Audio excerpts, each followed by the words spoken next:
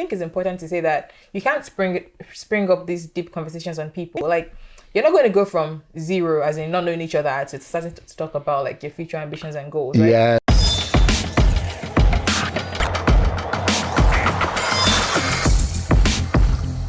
Hi guys, welcome back to our YouTube channel. We're from Newpspring Church. My name is Fopsy, and with me today is Obi. We're married, by the way. Yep. Previously, we talked about relationships, and we're continuing again to do on relationships, answering a different question.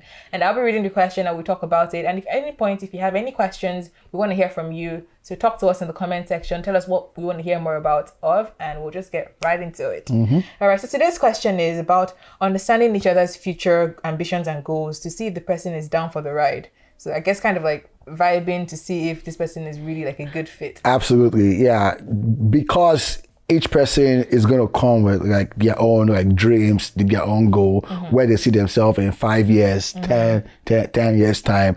Those are two walls that are most likely going to kind of meet at some point. So you want to be able to, tell yourself that those are the things that I want. And I'm hoping that before I met you, I already said to myself, these are the things I would like to achieve in life. Like you already have an understanding of yourself. Exactly.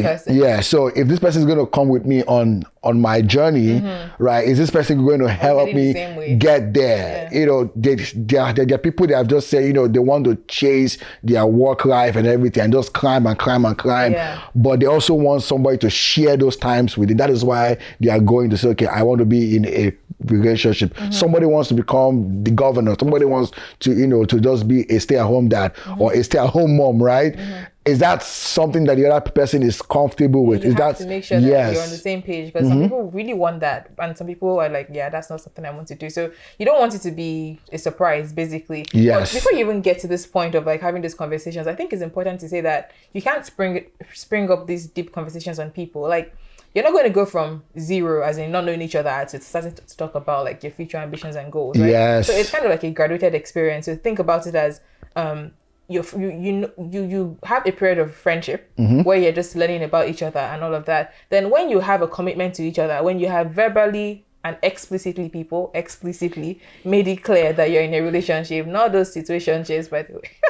Yeah. I'll probably say like face to face, because this is something that is like a contract, right? There are contracts where you have to actually sign a physical signature, right? So you have to say face to face. Like, don't assume that you're in a relationship. So when it's clear that you're in a relationship, as in you have communicated that to each other and you know that you're going somewhere, then you can start to say, there's some questions that I want us to talk about. Like, I want us to just have a glimpse about what we're trying to do here. What are your expectations for working like in the long term? Do you see yourself wanting to like continue to climb the corporate ladder, like, or build your own business thing, exactly, as well? Do you want to have children? Do you want us to, like, are we going to share finances? What do you believe about long distance marriage? If I have an opportunity in Japan, will you come with me?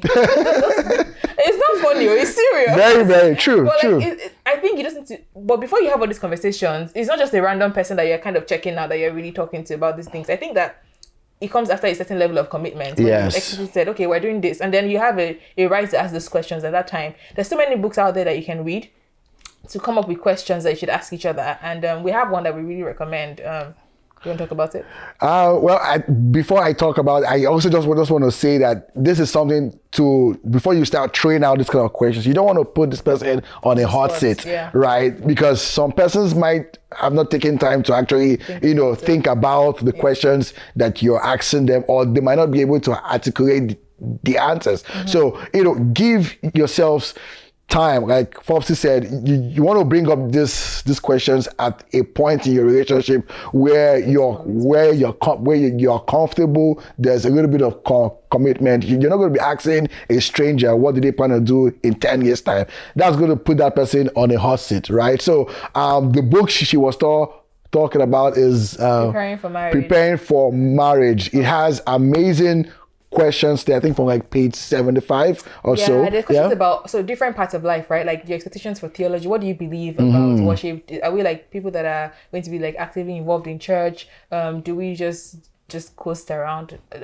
What do you believe about family? What is discipline like to you? How did you grow up? Because like subconsciously your expectations for family is kind of what you know, experienced before. Yes. So it's important to talk about these things and see where there are differences, so that you're not too surprised when you get married and like you see differences. So you can also address any issues while you're there. What are your expectations about finances? Do we buy cars?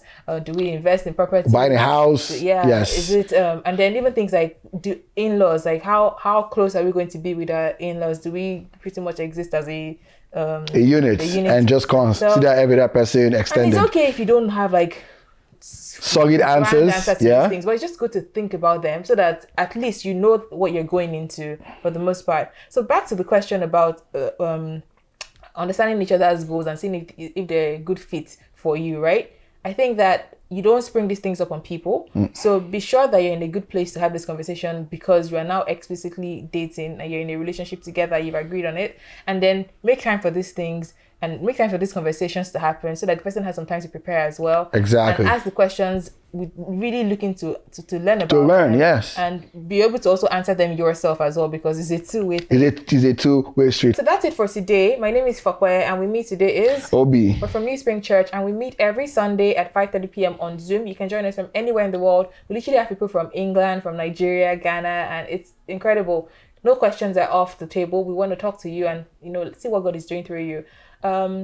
We are here on YouTube, so if you liked anything about this video, we'd like you to subscribe. We'd like you to hear from you as well in the comments. Tell us what you liked, what you'd like to add to this conversation, and share it, man. Yeah, share it across the world. Yeah, we'd love to see you again, so be back for more. Bye.